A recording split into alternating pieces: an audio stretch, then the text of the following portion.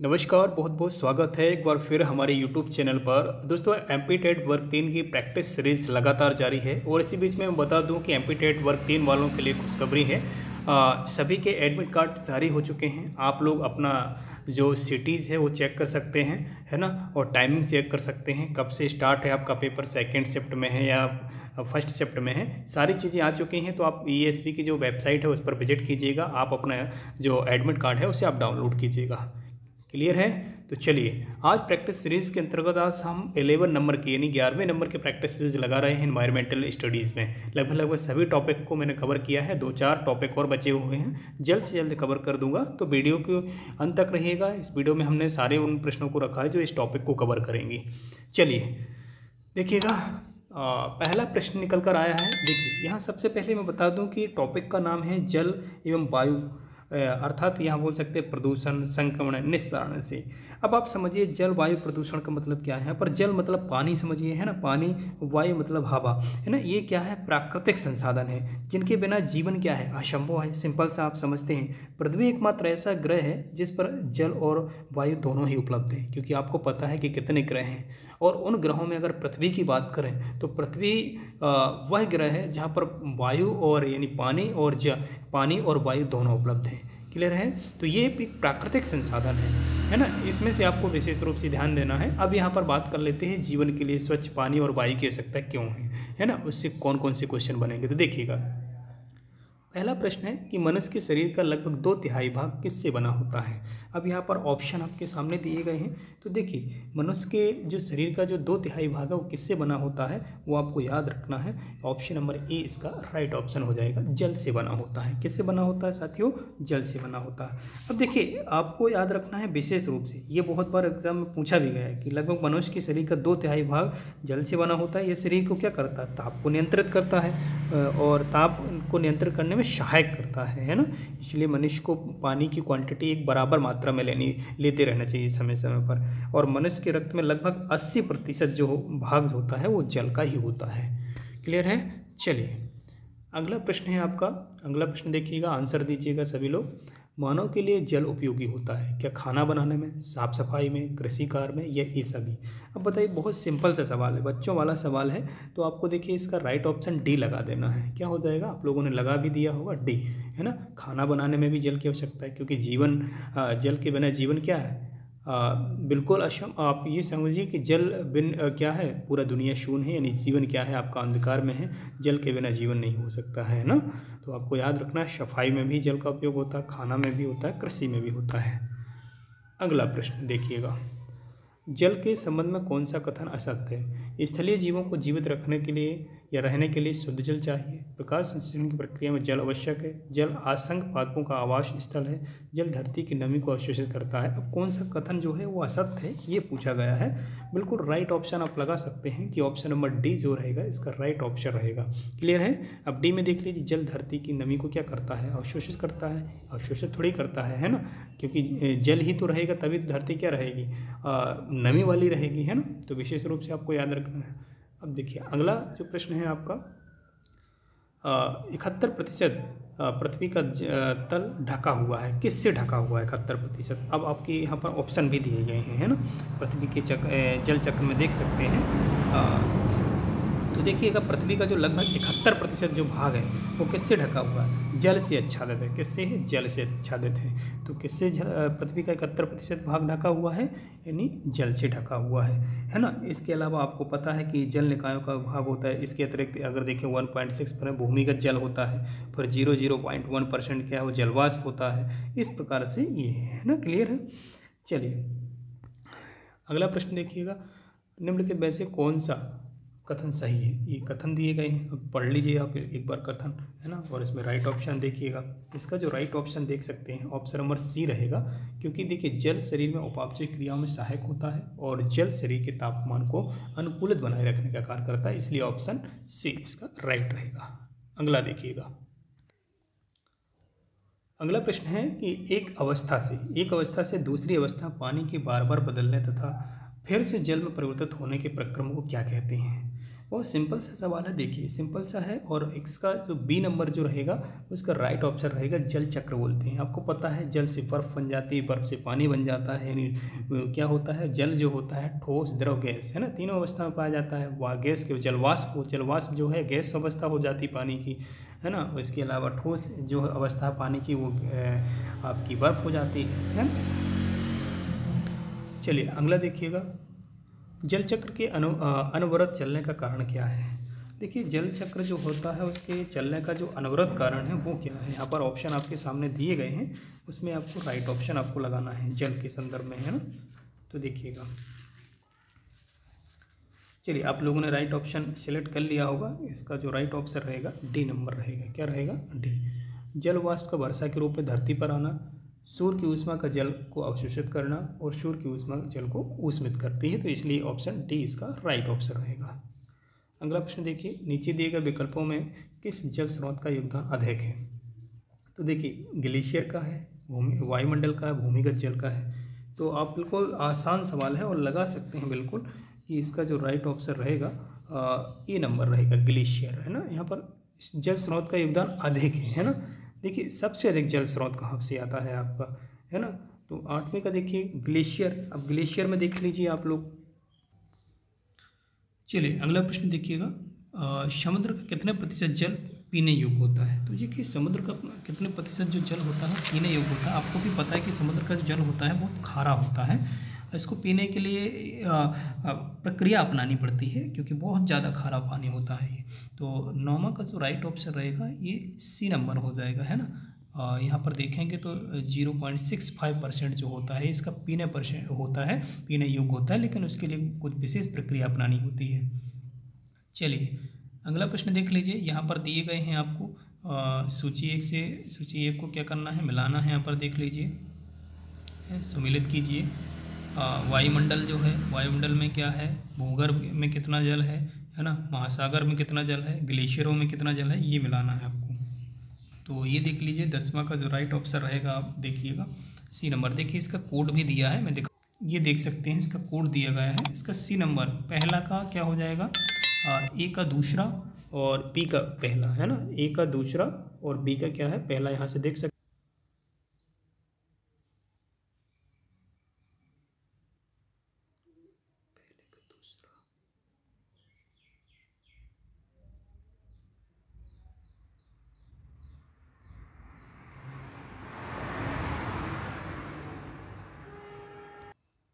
ये आप देख सकते हैं यहाँ पर स्पष्ट रूप से दिया भी गया है। पहले का क्या है, ए का दूसरा ये है, और इसका क्या है, यहाँ पर देख सकते हैं आप।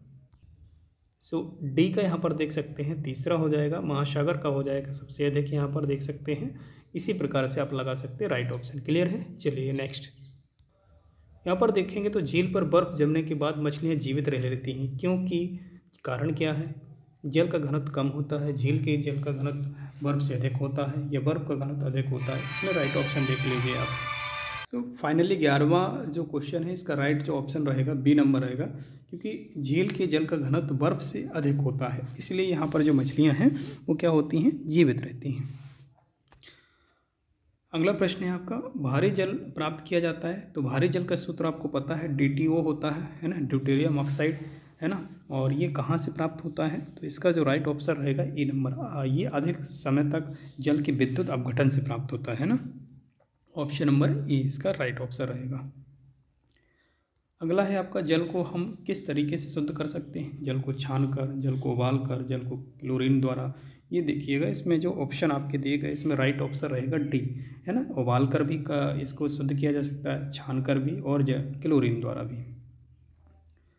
अगला प्रश्न है आपका, यहाँ पर देखिएगा, दिए गए विकल्पों में से कौन सा जल की कठोरता का कारण है। तो जल की कठोरता का जो कारण है इसका डी ऑप्शन राइट रहेगा, magnesium bicarbonate, calcium bicarbonate, magnesium chloride, इसलिए ऑप्शन डी लगा लीजिए, इसका राइट ऑप्शन है। अगला है देखिएगा, कौन सी शुद्ध पेयजल की विशेषता है। देखिएगा यहाँ पर शुद्ध जल की जो विशेषता है, जो 15 का जो राइट ऑप्शन रहेगा सी नंबर रहेगा। तो देखिएगा यहाँ पर राइट ऑप्शन लगाइएगा, आवश्यक मात्रा में घुली ऑक्सीजन। अगला देखिएगा, दिए गए विकल्पों में से कौन सा कथन असत्य है। यहाँ पर कथन दिए गए हैं, कथन आप पढ़ लीजिए अब एक बार, है ना। तो इसका जो राइट ऑप्शन रहेगा डी नंबर, ना तो ए सही है और ना ही बी सही है, क्योंकि देख सकते हैं शुद्ध पेयजल रंगहीन, गंधहीन, स्वच्छ तथा पारदर्शक होता है, ऐसा बिल्कुल नहीं है। जल को शुद्ध करने के लिए पोटेशियम परमंगनेट या ब्लीचिंग पाउडर का उपयोग किया जाता है। तो देखिए ना तो ए और बी दोनों सही नहीं है, इसलिए असत्य ये है ना। असत्य छांटना था, आपको पता है ना, असत्य छांटना था, हालांकि क्या है असत्य है दोनों के दोनों। अगला प्रश्न देखिएगा यहाँ पर, हवा, पानी, भूमि प्रदूषण में सुरक्षा से है, इनमें से कौन प्राथमिक प्रदूषण की श्रेणी में शामिल पाया जाता है। तो देखिएगा, देख लीजिए इसका राइट ऑप्शन डी हो जाएगा, है ना। ये सभी प्राथमिक प्रदूषण हैं, NO2, सल्फर डाइऑक्साइड और हाइड्रोजन, ये क्या है प्राथमिक प्रदूषण की श्रेणी में शामिल हैं। अगला देखिएगा, ये प्रश्न अच्छा है, निम्न में से कौन प्राथमिक वायु प्रदूषक के अवयव हैं। तो 18वां का जो राइट ऑप्शन रहेगा इसका हो जाएगा डी नंबर, है ना। ये सभी carbon monoxide, SO2, sulphur dioxide, CO2 carbon dioxide, है ना। निम्न में से कौन सा वायु प्रदूषण का स्रोत नहीं है। उद्योगिक स्रोत होता है, परमाणु परीक्षण होता है ना। वृक्षों का श्वसन, देखिए ये परमाणु का क्या है प्रदूषण का स्रोत नहीं है, इसलिए ये राइट ऑप्शन हो जाएगा। चलिए, वायु प्रदूषण का प्रभाव मानव स्वास्थ्य पर किस प्रकार पड़ता है। 20 का राइट ऑप्शन आप लगाइएगा, हालांकि आप लोगों ने टिक कर लिया होगा। 20 का राइट ऑप्शन डी हो जाएगा, ये सभी, है ना। आँखों पर, श्वसन तंत्र पर, यकृत पर। आप लोग ज़रा कमेंट करके भी बताइए कि आप कितने क्वेश्चन सही कर पा रहे हैं। महासागरों में जल स्तर वृद्धि का कारण क्या है। तो यहाँ पर देख सकते हैं ऑप्शन आपके सामने है, बताइएगा। 21 का ए नंबर हो जाएगा, ध्रुवीय प्रदेश में बर्फ़ का पिघलना। आपको पता है जो ध्रुवीय प्रदेश है वहाँ पर जो बर्फ़ होती है, बहुत ज़्यादा बर्फ़ जमी हुई होती है, उसका पिघलना क्या करता है, महासागरों में पानी की वृद्धि करता है। किसी नदी के प्रदूषण स्तर की माप की जाती है, किससे माप करते हैं। अच्छा प्रश्न है, और बताइएगा इसका जो राइट ऑप्शन रहेगा बी नंबर, STP, है ना। देखिए नदी के प्रदूषण की जांच जो की जाती है, 22 का जो रहेगा बी नंबर रहेगा, STP। निम्न में से कौन वायु प्रदूषण का एक उदाहरण है। धुआं, कुआसा, वाहनों से निकलने वाली गैस, जलती हुई लकड़ी या चारकोल से निकली। बहुत सिंपल सा सवाल है और इसका राइट ऑप्शन आप लगा सकते हैं। 23 का डी नंबर इस राइट ऑप्शन रहेगा, है ना। बहुत सरल था। अगला प्रश्न देखिए, धुएं से आँखों में जलन पैदा करने वाला होता है, क्या पैदा करने वाला होता है। कौन सा ऐसा पदार्थ है जो आँखों में जलन पैदा कर देता है धुएं। 24 का डी नंबर, है ना। नाइट्रिक ऑक्साइड जो होता है ये जलन पैदा करता है आपकी आंखों में। धूल का प्रभाव जो देखिएगा यहाँ पर, तो 25 का जो राइट ऑप्शन रहेगा, ऑप्शन नंबर देख लीजिए, डी नंबर, पत्तियाँ गिर जाती हैं ना। धूल का प्रभाव क्या होता है, आपको पता है कि जो रोड के किनारे जो वृक्ष होते हैं उसकी लगभग जो पत्तियाँ हैं वो गिर जाती हैं धूल के प्रभाव के कारण अत्यधिक, क्योंकि धूल भारी होती है और उनके जो छिद्र होते हैं वो क्या हो जाते हैं, ये बोल सकते ढक जाते हैं, जिसकी वजह से स्टोमेटा जो क्षेत्र होते हैं वो प्रकाश संश्लेषण क्रिया में भाग भी नहीं ले पाते हैं, इसलिए क्या होती है पत्तियां गिर जाती हैं, पेड़ भी कभी कभी खत्म हो जाते हैं। लेड यानी PVC होता है। तो 75 का देखिएगा, 26 का जो राइट ऑप्शन रहेगा डी नंबर, है ना। ये सभी हो जाएगा इसका, है ना। मृदा प्रदूषण, वायु प्रदूषण, रेडियो एक्टिव प्रदूषण, ये सभी हो जाएगा। अगला, बड़े शहरों में वायुमंडलीय प्रदूषण का प्रमुख कारण क्या है। तो 27 का देख लीजिए, राइट ऑप्शन जो रहेगा बी नंबर रहेगा, स्वचालित वाहन, है ना। सबसे बड़ा जो प्रदूषण का स्रोत है माना जाता है। कोसा में सल्फर डाइऑक्साइड, SO2 द्वारा प्रभावित होने वाला भाग जो होता है कोसा, है ना। यहाँ पर देखिए 28 का राइट ऑप्शन जो रहेगा, 28 का लगा लीजिए, बी नंबर, है ना। कोसा झिल्ली जो होती है, कोसा झिल्ली तंत्र। मानव प्रदूषण के कारण हड्डियाँ कमज़ोर होकर कुबड़ेपन की समस्या आ जाती है, इस रोग को क्या कहा जाता है। तो देखिए सिंपल सा है, और उसका जो राइट ऑप्शन रहेगा ये नंबर रहेगा, फ्लोरोसिस रोग कहा जाता है, फ्लोरोसिस, है ना। अगला प्रश्न है, फसलों पर DDT, डाइक्लोरो डाइफेनॉल ट्राइक्लोरोइथेन के छिड़काव से कौन सा प्रदूषण होता है। इसका राइट ऑप्शन सी हो जाएगा, है ना। लगाइएगा सी ऑप्शन, इसका राइट लगा लीजिए, वायु, जल और मृदा प्रदूषण। कुछ प्रश्न और हैं, देखिएगा। इको मार्क उन वस्तुओं पर दिया जाता है जो अनुकूल होते हैं, किसके अनुकूल होते हैं इको मार्क के लिए। तो ए नंबर इसका राइट हो जाएगा, जो पर्यावरण के लिए अनुकूल होते हैं उन्हें इको मार्क दिया जाता है। प्रकार का चिन्ह महानगरों जैसे दिल्ली, मुंबई, कोलकाता, बेंगलुरु में प्रमुख प्रदूषक वायु प्रदूषक हैं। देखिए आपको पता है कि दिल्ली बहुत ज़्यादा प्रदूषित शहरों में गिना जाता है, बेंगलुरु हो गया। सो 32 का जो राइट ऑप्शन रहेगा ये नंबर रहेगा कार्बन डाइऑक्साइड यानी CO2 और SO2 दोनों। अगला देखिएगा निम्नलिखित में से कौन सी गैस वायु प्रदूषण कारण नहीं है। देख लीजिए इसमें ऑप्शन है, आप लोग भी कमेंट कर सकते हैं। और इसका जो राइट ऑप्शन रहेगा हाइड्रोजन है ना, नहीं है पूछा है प्रदूषण का कारण। जल प्रदूषण होता है हवाई जहाज़ से, स्वचालित वाहनों से, है ना, और ये कीटनाशकों से, धूम्रपान से। तो बताइए इसमें सबसे अधिक बताइए। 34 का जो राइट ऑप्शन रहेगा वो बी हो जाएगा, है ना। स्वचालित जो वाहन होते हैं ना उससे ज़्यादा, जैसे गाड़ी, मोटरसाइकिल, है ना, ट्रक, वाहन जितने भी हैं ये स्वचालित वाहन, इनसे सर्वाधिक होता है। भोपाल गैस त्रासदी किस गैस से हुई थी? तो आपको सिंपल पता है, बहुत बड़ी त्रासदी थी, है ना। मध्य प्रदेश लेवल में अगर बात करें तो MIC आपको पता है, मिथाइल आइसोसाइनेट गैस का रिसाव हुआ था, है ना। और इसमें लाखों लोगों की मृत्यु हो गई थी, आपको याद रखना है। फ्लाई ऐश प्रदूषक किसके द्वारा होता है? तो 36 का राइट ऑप्शन लगाइए, अच्छा क्वेश्चन है। C नंबर इसका राइट हो जाएगा। थर्मल पावर प्लांट जो होते हैं उससे फ्लाई ऐश प्रदूषण होता है। जलाशयों में वायु के प्रदूषण के कारण सामान्यतः मछलियाँ मर जाती हैं, क्यों मर जाती हैं? देखिए इसका जो राइट ऑप्शन रहेगा C नंबर लगाइएगा, है ना। C जो है इसका जीवों की सक्रियता के कारण जल में ऑक्सीजन की कमी हो जाती है, इसलिए, है ना। अगला देखिएगा, मृदा प्रदूषण के प्रभाव में निम्न में से कौन शामिल है? 38 का A नंबर, मौलिक गुणों का ह्रास हो जाता है। क्या हो जाता है? मौलिक गुणों का ह्रास हो जाता है। अंतिम प्रश्न है, जैव निम्नीकरण कचरा के उदाहरण है।